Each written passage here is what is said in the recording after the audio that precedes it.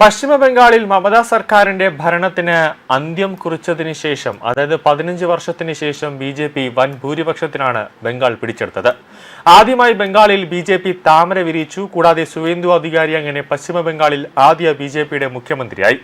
നിലവിൽ സുവേന്ദു അധികാരി ചാർജ് എടുത്ത ഉടൻ തന്നെ ഭരണ സംവിധാനങ്ങളിൽ ഒരു മാറ്റം വരുത്തിയിരിക്കുകയാണ്. അതായത് സുബ്രത ഗുപ്തയെ മുഖ്യമന്ത്രി സുവേന്ദു അധികാരിയുടെ ഉപദേഷ്ടാവായി നിയമിക്കുന്നു. കൂടാതെ പശ്ചിമ ബംഗാൾ മുഖ്യമന്ത്രി സുവേന്ദു അധികാരിയുടെ പ്രൈവറ്റ് സെക്രട്ടറിയായി 2000 ബാച്ചിലെ IAS ഉദ്യോഗസ്ഥനായ ശാന്തനു ബാലിയെ മുഖ്യമന്ത്രിയുടെ പേഴ്സണൽ സെക്രട്ടറിയായി നിയമിച്ചുകൊണ്ട് ഉത്തരവിറങ്ങി.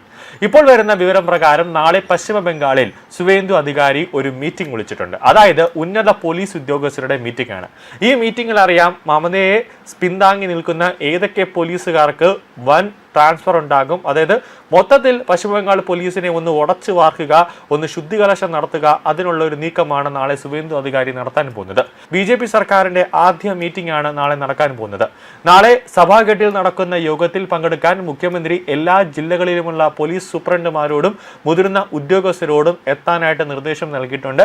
ബി.ജെ.പിയുടെ പുതിയതായി തെരഞ്ഞെടുക്കപ്പെട്ട MLA-മാരുമായി മുഖ്യമന്ത്രി സുവേന്ദു അധികാരി കൂടിക്കാഴ്ച നടത്തും. കൂടാതെ യോഗത്തിൽ വകുപ്പ് വിതരണവുമായി സംബന്ധിച്ച ഒരു തീരുമാനം ഉണ്ടാകുമെന്നാണ് ലഭിക്കുന്ന വിവരം. ശനിയാഴ്ച പശ്ചിമ ബംഗാൾ മുഖ്യമന്ത്രിയായി സത്യപ്രതിജ്ഞ ചെയ്ത ശേഷം സുവേന്ദു കൊൽക്കത്തയിലെ ഭാരതീയ ജനസംഘം സ്ഥാപകൻ ശ്യാമപ്രസാദ് മുഖർജിയുടെ വസതി സന്ദർശിക്കുകയും ബി.ജെ.പിയുടെ ഉയർച്ചയിൽ അദ്ദേഹത്തിന്റെ പ്രത്യയശാസ്ത്രപരമായ സ്വാധീനം അടിവരയിട്ട് ഓർമ്മിപ്പിക്കുകയും ചെയ്തിരുന്നു.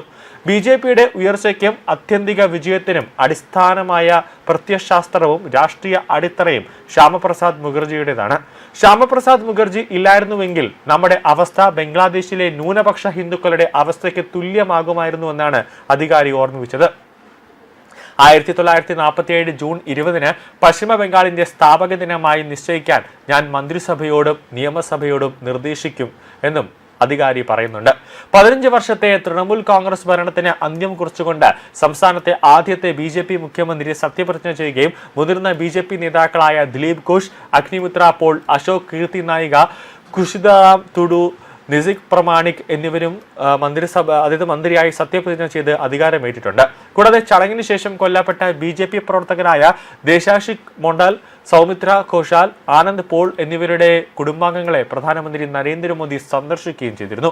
പശ്ചിമ ബംഗാൾ നിയമസഭാ തെരഞ്ഞെടുപ്പിൽ ബി.ജെ.പി 207 സീറ്റുകൾ നേടി ചരിത്ര വിജയമാണ് നേടിയത്. കൂടാതെ തെരഞ്ഞെടുപ്പിൽ തൃണമൂൽ കോൺഗ്രസ് 80 സീറ്റുകളിലേക്ക് ബി.ജെ.പി തൃണമൂലിനെ അടിച്ചൊതുക്കുകയും ചെയ്തു.